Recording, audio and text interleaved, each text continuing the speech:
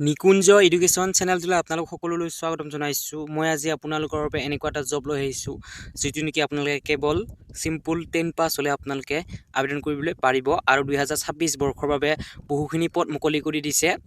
Railway বিভাগৰ ফালৰ পৰা। আপোনালোকে যদি ইচ্ছুক প্ৰাৰ্থী হয় তেন্তে আবেদন কৰিব পাৰিব। এই ভিডিঅ'টিত মই আপোনালোকক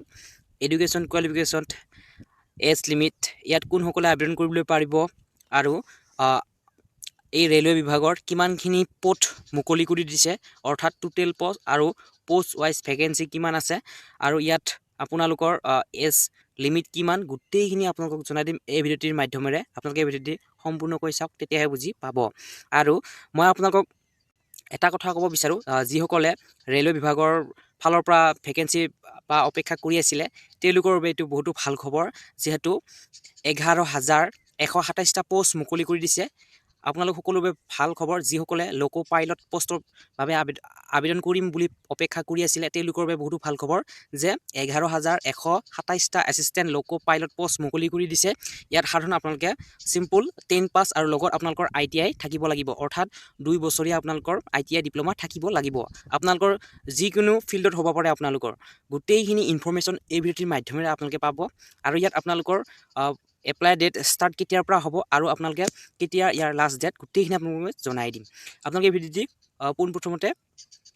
আহক ইয়াৰ বিষয়ে জানি লওক। পোনপ্ৰথমতে মই আপোনালোক জনাই দিছোঁ, এইটো ৰেলৱে ৰিক্ৰুইটমেণ্ট বৰ্ড RRB 2026ৰ বাবে বহুতো পদ মুকলি কৰি দিছে আৰু ইয়াত এছিষ্টেণ্ট লোকো পাইলটৰ বাবে, অৰ্থাৎ শ্বৰ্ট ফৰ্মত ALPৰ কাৰণে 11,127টা পোষ্ট মুকলি কৰি দিছে। আৰু ইয়াত আপোনালোকৰ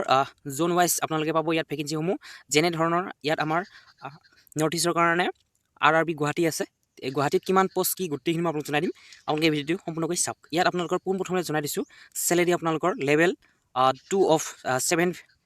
CPC পে মেট্ৰিক্স উইথ আপোনালোকৰ যিটো নেকি এতিয়ালৈকে 8 পে কমিশ্যন লাগু হোৱা নাই, সেই গতিকে আপোনালোকে 7 পে কমিশ্যনৰ দ্বাৰাই আপোনালোকে ইয়াত চেলেৰিসমূহ পাব। ইয়াত আপোনালোকৰ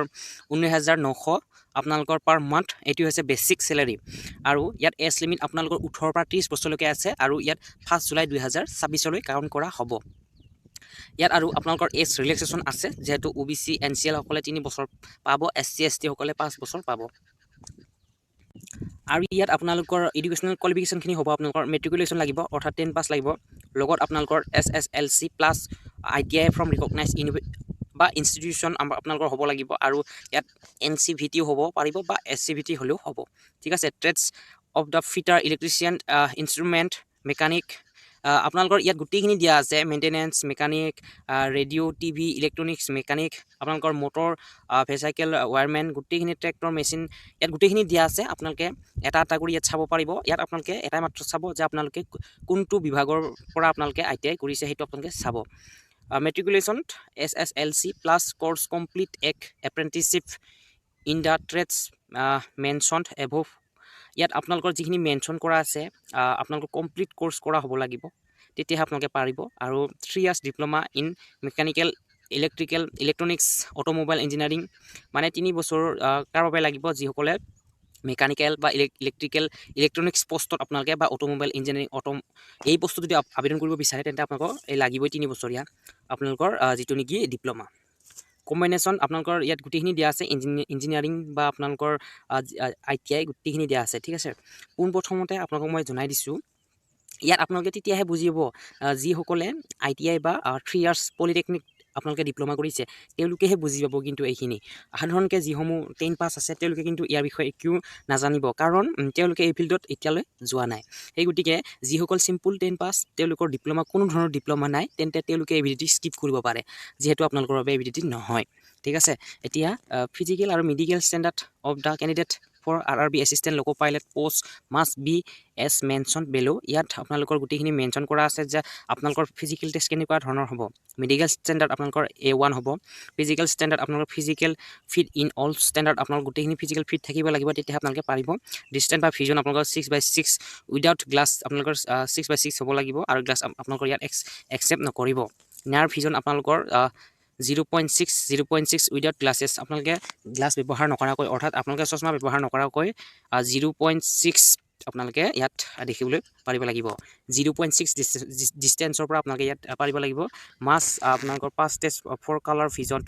বেনুকুলাৰ vision field of vision night vision আপোনালোকে গোটেইখিনি ইয়াত যিমানখিনি ভিজন দিয়া আছে আপোনালোকে এইটো পাছ আউট হ'লেহে আপোনালোকে কোৱালিফাই হ'ব কিন্তু এইটো আপোনালোকে এক্সামৰ গোটেইখিনি প্ৰক্ৰিয়াৰ পিছতহে হ'ব ঠিক আছে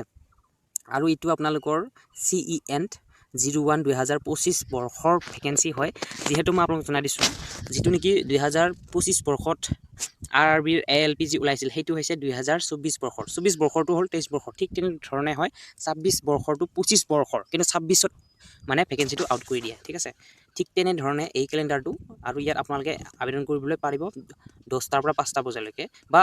আবেদন কৰিব যিকোনো সময়ত পাৰিব কিন্তু আপোনালোকৰ ইনকুৱাৰী যদি কিবা সুধিব লগা আছে তেন্তে আপোনালোকে এই ইয়াত নাম্বাৰ দিয়া আছে বা ইমেইল দিয়া আছে আপোনালোকৰ এই যোগে আপোনালোকে তেওঁলোকৰ কিবা সুধিব বা যদিহে আপোনালোকে সুধিব বিচাৰে তেন্তে সুধিব পাৰে ইয়াত আপোনালোকৰ দিয়া আছে যে কেটেগৰী আপোনালোকৰ ইয়াত এপ্লিকেশ্যন ফিজটো কোনসকলে কিমান দিব লাগিব মই জনাই দিছোঁ যে আপোনালোকে যিসকল SC ST বা এক্স সাৰ্ভিসমেন PWDS ফিমেল ট্ৰেন্সজেন্ডাৰ মাইনৰিটিজ যিসকল আছে তেওঁলোকে কিন্তু 250 দিলে হ'ব আৰু আপোনালোকৰ অনলাইন মাধ্যমটো যিকোনো আপোনালোকৰ অনলাইন UPI হ'ব পাৰে বা নেট বেংকিং আপোনালোকে থ্ৰু দি ইয়াত পেমেন্ট কাটিব পাৰে আদাৰ্স আপোনালোকৰ যিসমূহ OBC আছে আৰু আপোনালোকে যিসমূহ জেনাৰেল কাষ্টৰ হয় তেওঁলোকে কিন্তু 500 পেমেন্ট কৰিব লাগিব ইয়াতে আছে আপোনালোকৰ গোটেইখিনি how to apply for RRB ALP recruitment কেনেকৈ কৰিব লাগে গোটেইখিনি দিয়া আছে পোন প্ৰথমতে আপোনালোকে এই অফিচিয়েল ৱেবছাইটত যাই পেলাই আপোনালোকে ৰেজিষ্ট্ৰেচন কৰিব লাগিব যিসকলে পোন প্ৰথমবাৰৰ বাবে কৰিব তেওঁলোকে কিন্তু ৰেজিষ্ট্ৰেচন কৰিব লাগিব যদিহে যিসকলে আগৰ পৰা তেওঁলোকে আবেদন কৰি আহিছিলে RRBত তেওঁলোকে কিন্তু নতুনকৈ ৰেজিষ্ট্ৰেচন নকৰিলেও হ'ব যেহেতু আজিকালি ৰেজিষ্ট্ৰেচনটো আপোনালোকৰ বা আপোনালোকৰ যিটো ফৰ্ম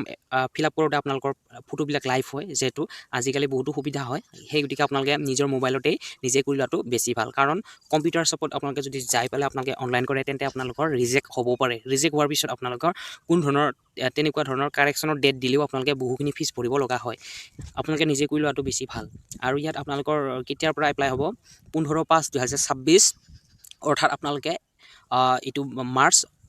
মেৰ পৰা আপোনালোকে আবেদন কৰিবলৈ পাৰিব মে ঠিক আছে মে আপোনালোকৰ জুনলৈকে হ'ব আৰু ইয়াত এতিয়া বহু দিন আছে আপোনালোকৰ এপ্লাই কৰিবলৈ যেহেতু শৰ্ট নোটিছ ওলাইছে মই সেইকাৰণে মই আপোনালোকক এই খবৰটো জনাই দিলোঁ যে ইনফৰমেশ্যনটো জনাই দিলোঁ যে আপোনালোকে 15/5/2026 তাৰিখৰ দিনা আপোনালোকে আবেদন কৰিবলৈ পাৰিব মই গোটেইখিনি আপোনালোকক জনাই দিছোঁ যে আপোনালোকে কি বিভাগত কি কৰিছে সেইটো আপোনালোকৰ নিজে ইয়াত চাই ল'ব পাৰিব যে আপোনালোকে যদিহে ফিটাৰ বা মেকানিকেল ইঞ্জিনিয়াৰিং কৰিছে তেন্তে আপোনালোকৰ সেই চাৰ্টিফিকেট অনুসৰি আপোনালোকে ইয়াত এই পোষ্টত আবেদন কৰিবলৈ পাৰিব ঠিক আছে আৰু ইয়াত আপোনালোকৰ এই নোটিছটো আপোনালোকৰ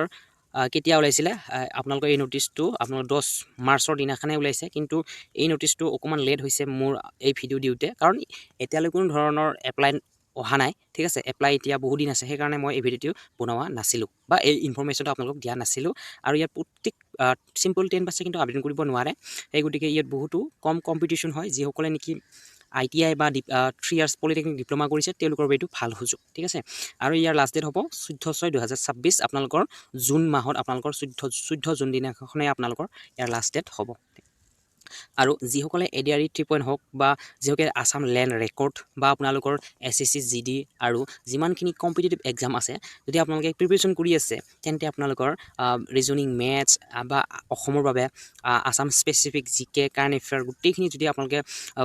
বুকত পঢ়িব বিচাৰে তেন্তে এই ভিডিঅ'ৰ ডিছক্ৰিপশ্যনত দিয়া আছে আপোনালোকে বুক এইখন বাই নাও অৰ্ডাৰ কৰি আপোনালোকে পঢ়িব পাৰে বহুতো কম মূল্যত দিয়া হৈছে গোটেইখিনি আপোনালোকে যিকেইখন মই আপোনালোকক ইয়াত লিংক দিছোঁ সেইকেইখন বুক পঢ়িলে আপোনালোকে কোনো ধৰণৰ কোৰ্ছ নোলোৱাকৈ আপোনালোকে ইয়াত এক্সাম কোৱালিফাই কৰিব পাৰিব ভিডিঅ'টো ভাল পালে লাইক কমেণ্ট শ্বেয়াৰ কৰিবলৈ একেবাৰে নাপাহৰিব আৰু যদিহে পোনপ্ৰথমবাৰৰ বাবে মোৰ চেনেলটো আপোনালোকে আহিছে তেনেহ'লে ছাবস্ক্ৰাইব কৰিবলৈ একেবাৰে নাপাহৰিব ধন্যবাদ